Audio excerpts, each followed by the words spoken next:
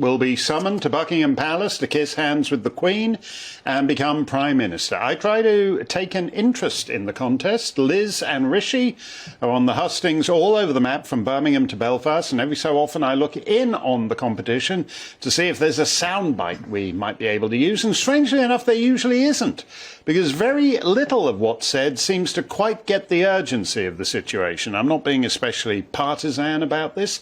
Labour doesn't get it either, and nor do those various Celtic secessionist parties in Scotland, Northern Ireland and Wales. But people do, and you will too if you're planning on opening your next electric bill or even filling up your car. Nothing works, certainly not the health service. From the Manchester Evening News. What a headline this is. Fit and healthy mum died suddenly while waiting on the phone to get GP appointment. The story is every bit as pitiful as it sounds. First her mobile died and then she did.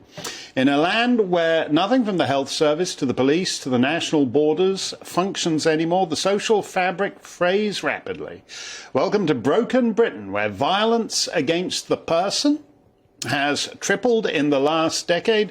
These are the official Home Office statistics over the last decade. Look at that. It's gone up from 700,000 offences to over 2 million. Most of those 2,103,151 violent crimes will never lead to a conviction or even a summons. As a headline in The Spectator puts it today, crime is being decriminalised. Most of us, consciously or not, accept that with minor crime like a snatched handbag, a stolen car, burglary, mugging. But minor crime is an ever-expanding category. Rape is at an all-time high.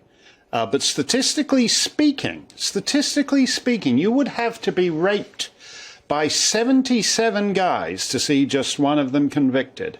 Murder is still sufficiently rare that if a crime is horrible enough, it can command our attention for a few days, especially if it features the most vulnerable in our society, the very young or the very old. Thomas O'Halloran was 87 and on a mobility scooter when he was stabbed. He managed to motor that scooter 75 yards to flag down someone and ask for help. But he died anyway, and God knows what his final thoughts were on a land he had known since 1935 and which now incubates monsters. He was quickly supplanted in the news by Olivia Pratt-Corbell, 9 years old, shot dead in her own home after one criminal bust into the house and then another bust in immediately afterwards in hot pursuit, trying to shoot the first guy. So little Olivia is dead in the crossfire in what sounds like a routine incident from somewhere like Chicago or St. Louis, but it's not. It's Merseyside. It is said to be a dispute between members of Liverpool's underworld. Liverpool is the third most deprived community in Britain. And in a narrow economic sense, it is a rational decision for a Liverpudlian to do business with one degree or another with the city's criminal gangs. But if the sociologists and the do-gooders are correct that, quote, poverty breeds violence, the economists are predicting a lot more poverty. So which way do you think that violence trend line is headed? Here's McDonald's in Nottingham this week. Yeah. Order has broken down, and they're just taking what cheeseburgers and fries and hideous milkshakes they can get.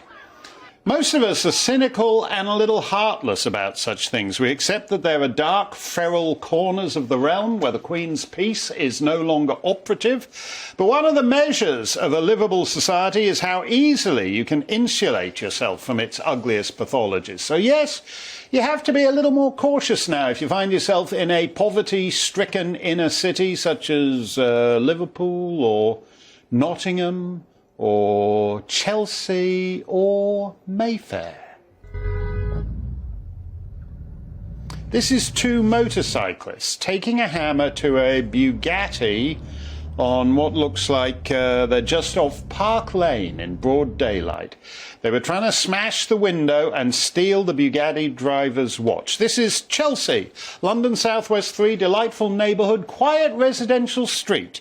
Well, except for the screams of the woman being attacked at knife point. Take a listen to this. Yeah. Those two guys in, look at that. Look at that. That's a gentleman trying to do the right thing and help the woman being attacked. He's getting beaten up. The two guys in balaclavas were after her watch.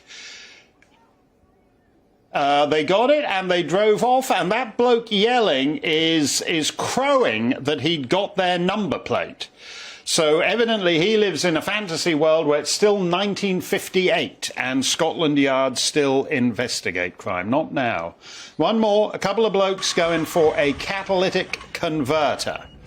Look at this, they're under the car, retrieving the catalytic converter.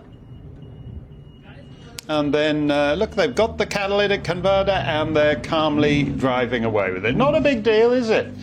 Except that if you believe, as I mentioned the other night, in the broken windows theory of policing formulated in New York 3 or 4 decades back, all the uninvestigated watches and catalytic converters slowly corrode the realm of manners in Lord Moulton's memorable coinage and open up the space for the grotesque murders of pensioners and children.